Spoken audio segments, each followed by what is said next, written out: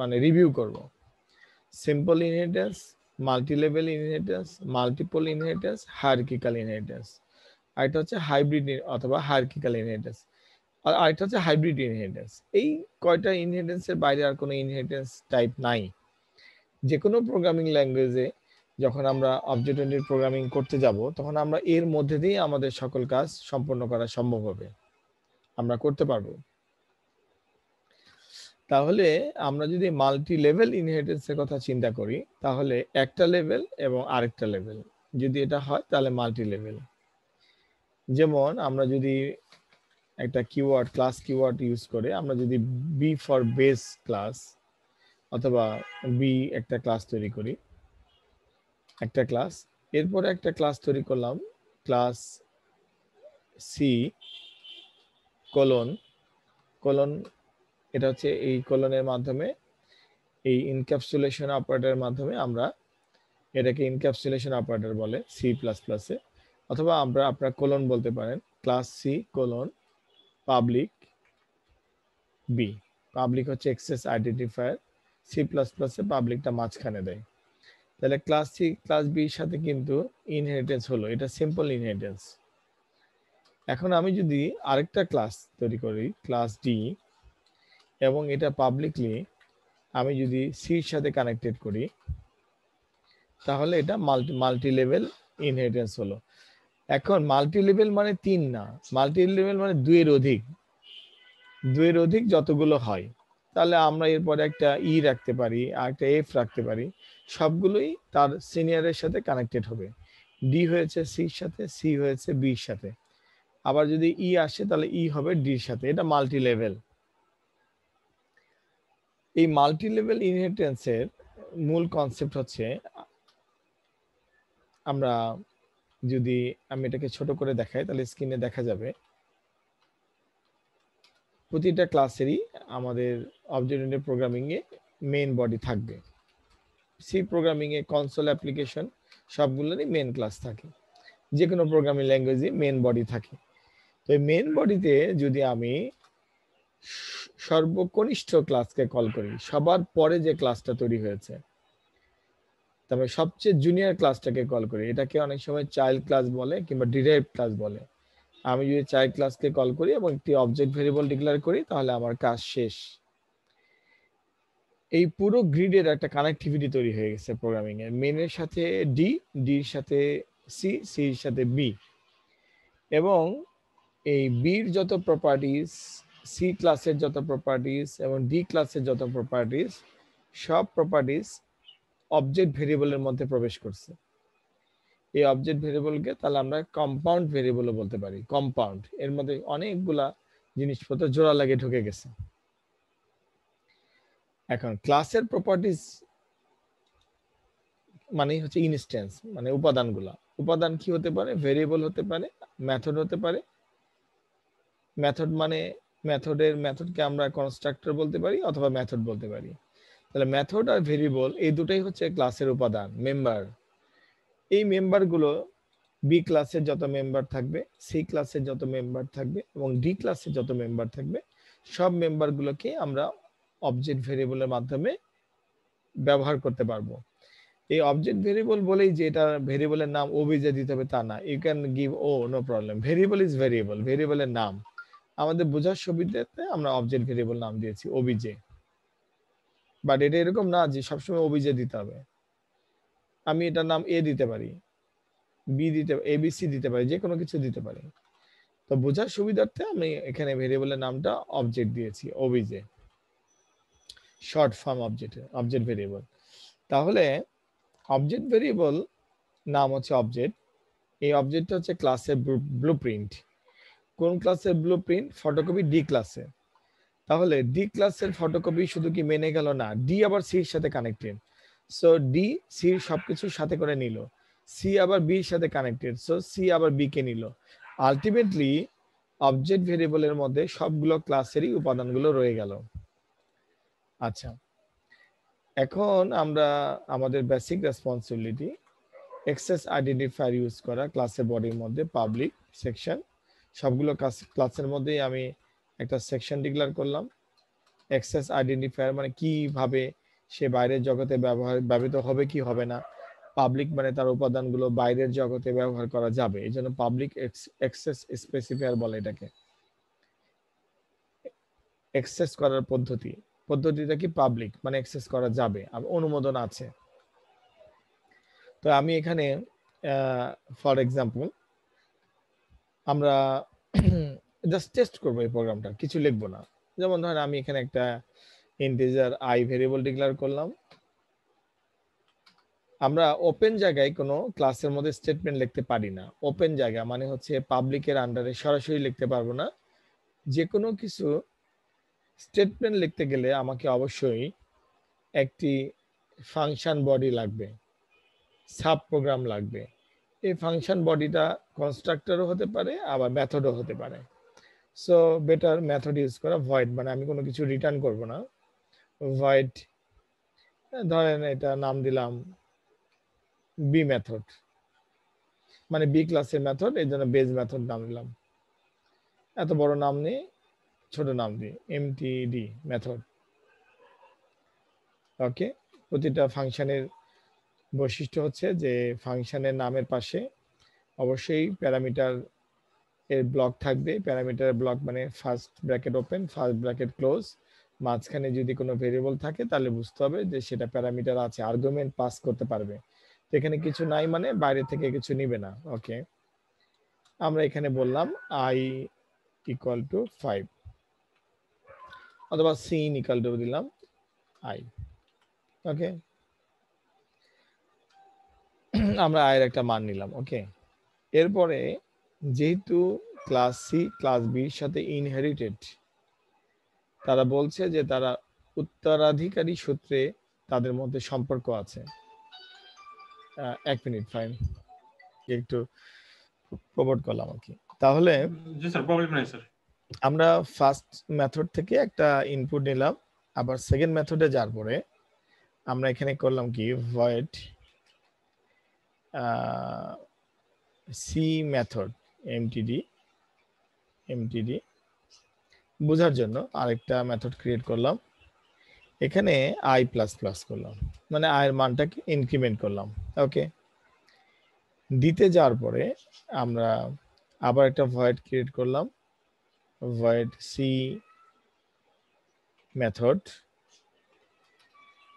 এখানে একটা আবার কি করলাম, আই এখানে সি আউট করলাম, সি আউট করলাম আই।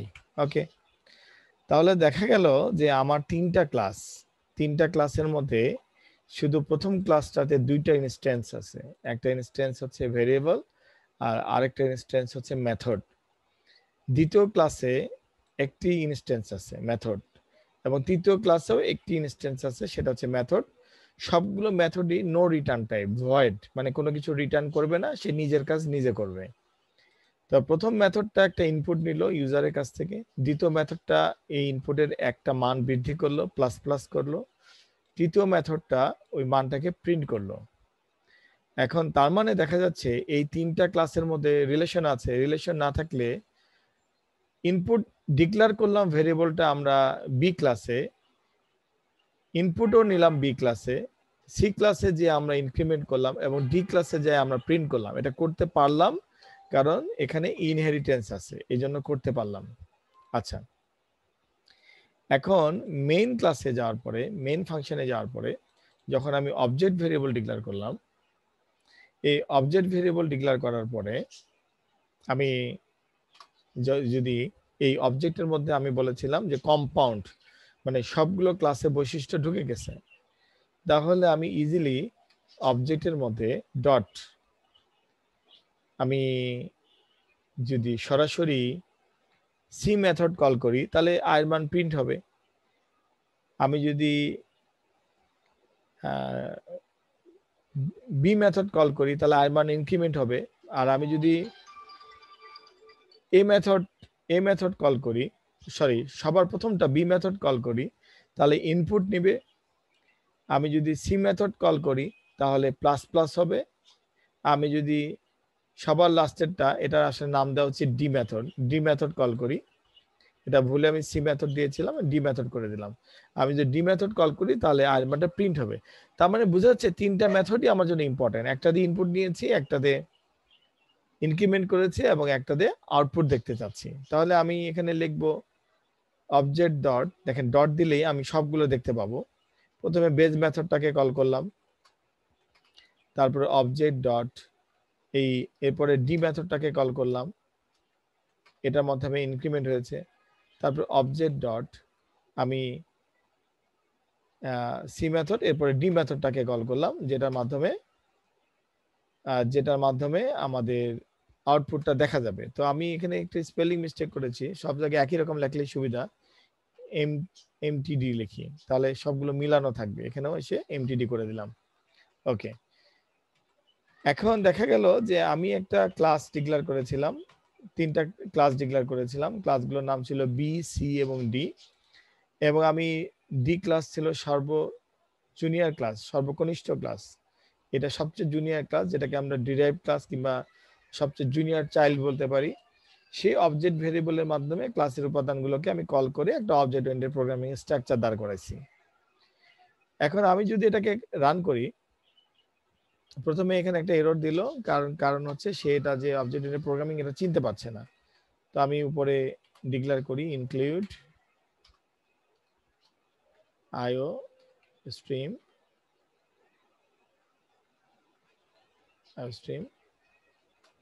তারপরে ইউজিং নেম স্পেস std। ওকে, এবার আমি রান করি। সো এটা রান হচ্ছে। আমার কার্যটা ওয়েট করতেছে একটা ইনপুট নেওয়ার জন্য। আমি ইনপুট দিলাম 5, এরপরে ইন্টার দিলাম, আউটপুট আসছে 6। হ্যাঁ, 6ই আসার কথা, কারণ এই মেথডের মাধ্যমে আমি ইনপুট নিয়েছি। এখানে পাশে লিখে রাখি, এটা ফর ইনপুট, এটা ফর ইনক্রিমেন্ট এবং এটা ফর আউটপুট। ওকে, এটা হচ্ছে অবজেক্ট ওরিয়েন্টেড প্রোগ্রামিং স্ট্রাকচার। কিন্তু আমি এটাকে আরো উন্নত করতে পারি। কিরকম? আমি যদি মনে করি যে আমি এই তিনটা পরপর কল করব না, তাহলে আমার কিছু উপায় আছে। আমরা জানি সিকোয়েন্সিয়ালি কাজ করতে গেলে আমাকে এটা 1 নম্বরে, এরপর এটা 2 নম্বরে এবং এরপর এটাকে 3 নম্বরে কল করতে হবে। তাহলে আমি যদি এই বোরিং কাজটা না করতে চাই, এটাকে মুট করে রাখি, এই যে আমার সর্বকনিষ্ঠ ক্লাস ডি ক্লাসের যে মেথডটা, তার মধ্যে যে আমি সি আউট করেছি আই, তার আগে যদি আমি মেথড কল বাই মেথড করে রাখি, তাহলে কিন্তু আমার প্রবলেম সলভ হয়ে যায়। বি এমটিডি, এটাকে কল করলাম, এটাতে ইনপুট নিলাম এরপর বির পরে সি এমটিডি মেথড, এটার মাধ্যমে ইনক্রিমেন্ট করলাম, তারপরে আমি এখানে সি আউট করলাম। তাহলে আমার লাস্টে যে শুধুমাত্র এই অবজেক্টটাকে, এই ডি ক্লাসটাকে অবজেক্টের মাধ্যমে কল করে আমি যদি শুধু ডি মেথডটাকে কল করি, তাহলে এই মেথড কল বাই মেথডের মাধ্যমে আমার প্রবলেম সলভ হয়ে যাবে এবং আমার মেইন বডিটা দেখতে আরো সিম্পল মনে হবে। সো আমি এটাকে টেস্ট করে দেখি আমাদের কাজ হয় কিনা। দেখেন 5, আউটপুট হচ্ছে 6। সো আমরা যে কোনো দুইটা প্যাটার্ন ইউজ করতে পারি। এটাকে মুট না করেও ইউজ করতে পারি, এটাকে মুট করে ইউজ করতে পারি। যদি আমি এটাকে মুট করে ইউজ করি, তাহলে কি হলো, এটা ক্যাপসুলের মতো দেখা যাচ্ছে। তার মানে একটা ক্যাপসুল যেমন বাইরে থেকে মেডিসিনটা দেখা যায় না, একটা ক্যাপসুলের ভিতরে সব মেডিসিন ঢোকানো থাকে, এটাকে মনে হচ্ছে যে একটা ক্যাপসুল। ডি মেথডটাকে একটা ক্যাপসুল মনে হচ্ছে। এই স্টাইলটার নাম হচ্ছে ইনক্যাপসুলেশন। আমরা এখন মাল্টি লেভেল ইনহেরিটেন্সও করলাম এবং তার সাথে অ্যাডিশনালি আমরা ইনক্যাপসুলেশনও দেখলাম। ইনক্যাপসুলেশন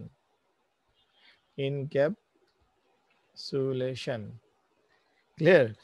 তার মানে আমরা একটা পড়তে যাই আরেকটা করে ফেলছি। ওকে, নর্মালি এটা এইভাবে ছিল, এটা হচ্ছে inheritance.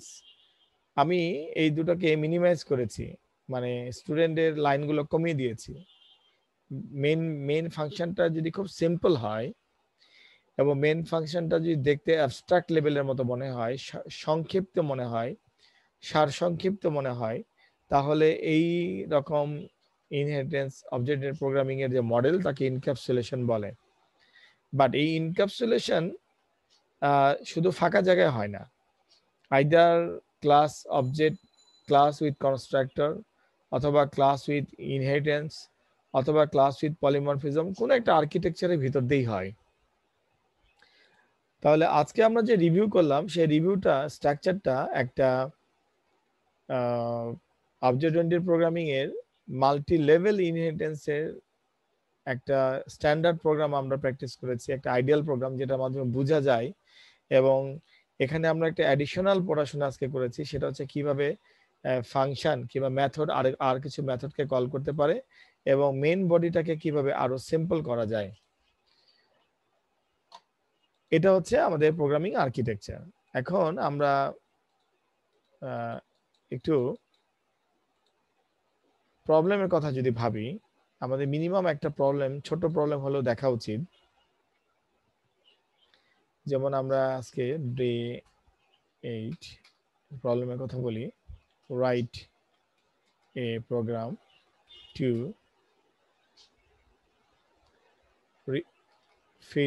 fill up an array and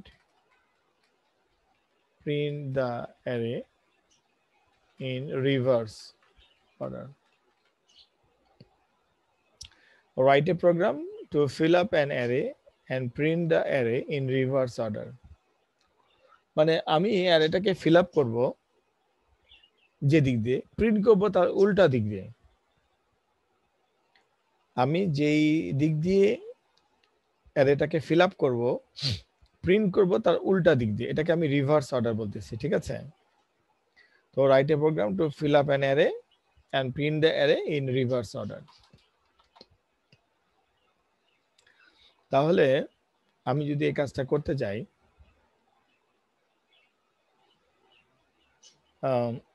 আমরা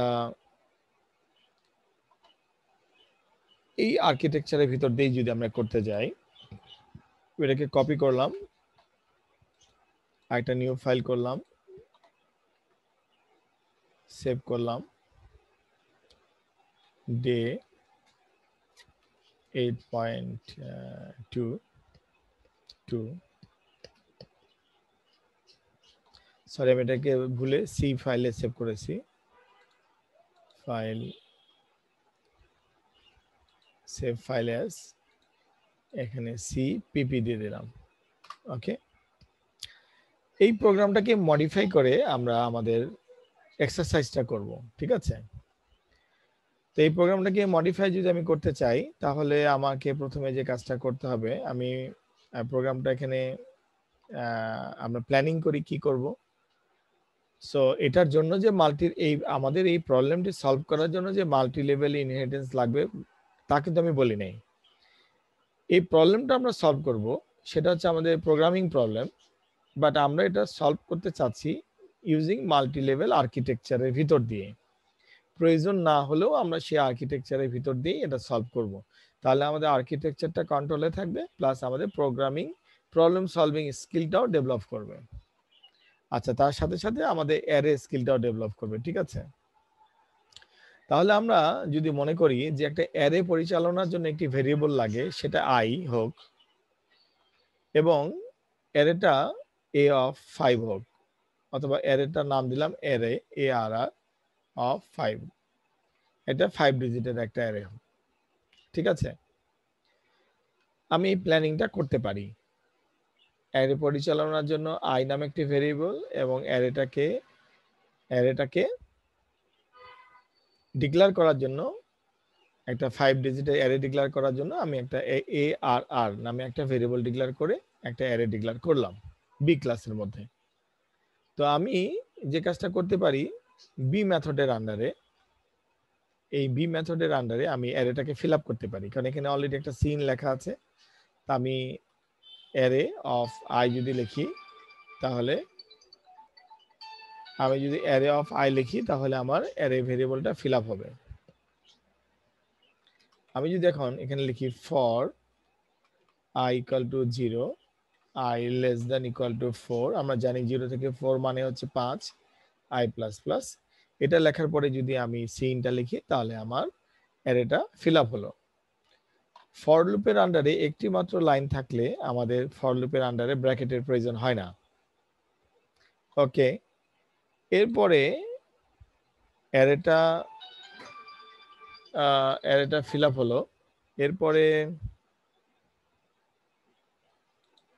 এরপরে এই অ্যারেটা আমাদের তো এখানে 3টা মেথড মাল্টি লেভেল ইনহেরিটেন্সের মাধ্যমে করব। সো অ্যারেটাকে প্রিন্ট করা আমার আরেকটি মেথড হলে চলে। তাহলে কাজটা একটু বড় হয়ে গেল না? সেক্ষেত্রে আমি এক কাজ করতে পারি, এটাকে আরেকটু মডার্ন করতে পারি। কিরকম? আমরা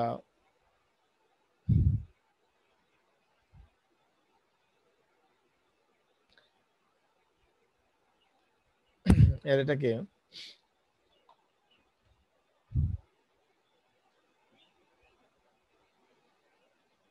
ওকে, আমরা এটাকে এটা ফ্যাশন করতে পারি। সেটা হচ্ছে যে cout the inserted values are, মানে আমি দেখাতে চাইলাম যে যে ভ্যালুস গুলা তুমি ইনসার্ট করছো সেগুলো কি। যেহেতু আমরা আর্কিটেকচার অনুযায়ী টিচারকে আউটপুট দিতে হবে, এক্সামে কোশ্চেনে অ্যান্সার করতে হবে, তাহলে এটা আমরা এভাবে ম্যানেজ করলাম। এখানে বললাম সিন এর জায়গায় C out.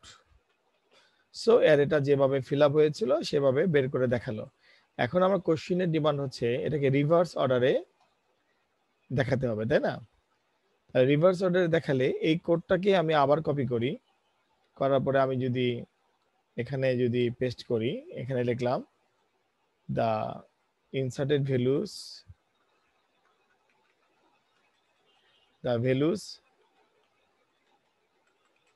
in reverse order,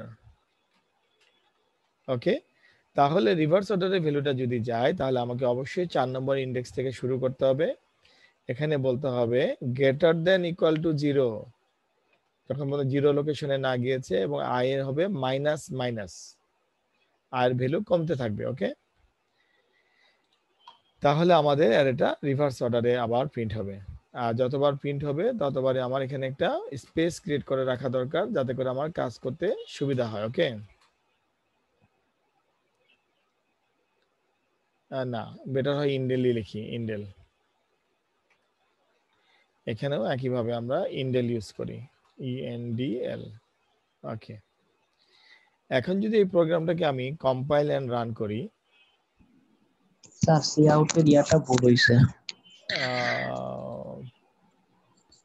আমাকে আমি উল্টা চিহ্ন দিয়েছি, তাই না? মানে জি স্যার। দুটো লেস দেন সাইন হবে, তার মানে আউটপুট সিম্বলটা ভুল হয়েছে, okay. The values in reverse order কি হলো? আমার কাছে তো ভ্যালু চাইনি, তাই না? তার মানে আমার কল করা হয়নি, ওকে। তাহলে আমাকে কল করতে হবে এই এখন তো সবগুলো কল করতে হবে, কারণ আমি তো এটা কল বাই ফাংশন করিনি, তাই না? তো আমি যদি এখন সবগুলোকে কল করি তাহলে আমি আমার কার্যটা ওয়েট করছে। আমি 5টা ভ্যালু দেব, একটা ভ্যালু, 2টা ভ্যালু, 3টা ভ্যালু, 4টা ভ্যালু, 5টা value, okay. Enter. The inserted values are, দেখেন সিরিয়ালি দেখিয়েছে, okay. The values in reverse order, দেখেন এটাকে উল্টা করিয়ে প্রিন্ট করেছে, ঠিক আছে। এর উপরে প্যারাগ্রাফে দেখেন 5 1 2 3 6 নিচের দিক থেকে প্রিন্ট করেছে 5 1 2 3 6। তার মানে রিভার্স অর্ডারেও আমি একটা অ্যারের সামনের দিক থেকে মুভ করতে পারি, পেছন দিক থেকে মুভ করতে পারি।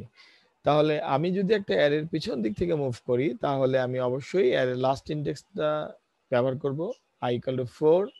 তারপরে আমি লিখব গ্রেটার দ্যান ইকুয়াল টু 0, কারণ 0 ইনডেক্স পর্যন্ত আমি যাব এবং এক এক করে কমে যাব, সো i মাইনাস মাইনাস বলবো। তাহলে আমাদের এখানে একটা নতুন জিনিস হলো, আমরা আগে এই ধরনের প্র্যাকটিস করিনি, অ্যারেকে রিভার্স অর্ডারে অ্যাক্সেস করাটা।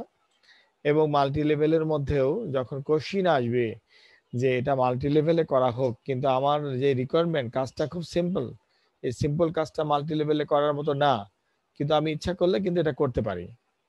কারণ টিচারকে কোশ্চিনের অ্যান্সার করতে হবে, অ্যান্সার করার দুটো কাজ। একটা হচ্ছে আমরা প্রোগ্রামিং ল্যাঙ্গুয়েজ শিখতেছি, সো ল্যাঙ্গুয়েজটা আমি জানি কিনা এটা প্রমাণ করা।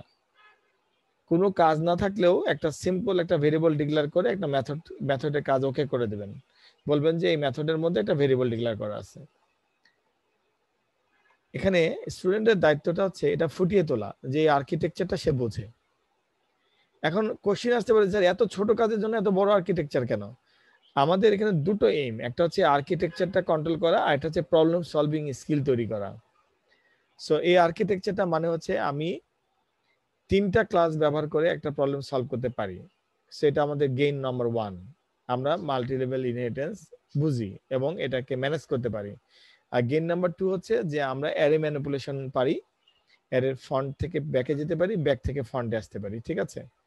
সো আমরা একটা নতুন প্রবলেমও সলভ করতে পারলাম। প্রবলেমটার নাম কি? Write a program to fill up an array and print the array in reverse order. Okay, আমি এখন থেকে ক্লাসে যেহেতু রিভিউ হচ্ছে, এখন ফাইনাল পর্যন্ত শুধু রিভিউ হবে, তো দেখা গেল আমি নেক্সট ক্লাসে একটা প্রবলেম সলভ করতে চাইলাম।